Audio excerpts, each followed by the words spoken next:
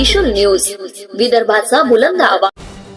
महिलेवर बलात्कार आणि दगडाने ठेचून हत्या, मृतदेह वाशिमच्या रेल्वे स्टेशन जवळ फेकला।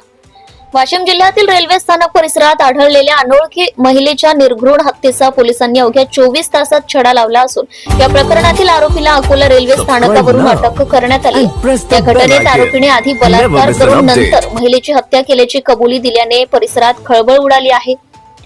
अधिकची माहिती अशी की दिनांक 9 जानेवारी रोजी दुपारी वाशिम रेल्वे स्थानक परिसरात एका ट्रक जवळ महिलेचा मृतदेह पडून असल्याची माहिती पोलिसांना मिळाली। माहिती मिळताच वाशिम शहर पोलीस आणि रेल्वे स्थानक आणि रेल्वे पोलिसांची संयुक्त टीम घटनास्थळी दाखल झाली। मृतदेहाची पाहणी केली असता सदर महिलेचे वय अंदाजे 45 ते 50 वर्षांच्या दरम्यान असल्याचं प्रथम दर्शनी दिसून आले। महिलेचे डोके मोठ्या दगडाने ठेचलेले असल्याने ही हत्याच झाल्याचं पोलिसांना लगेच समजले होते। त्यामुळे पोलिसांनी तातडीने तपास सुरू केलाय।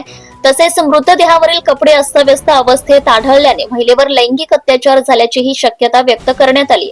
घटनेचे गांभीर्य लक्षात घेता पोलिसांनी तातडीने तपासाची चक्रे फिरवली। या घटनेने वाशिमसह संपूर्ण परिसरात भीतीचे वातावरण निर्माण झाले असून पोलीस पुढील तपास करीत आहे। आरोपी विरोधात गंभीर कलमान्वये गुन्हा दाखल करण्यात आला असून त्याला न्यायालयात हजर केले जाणार आहे।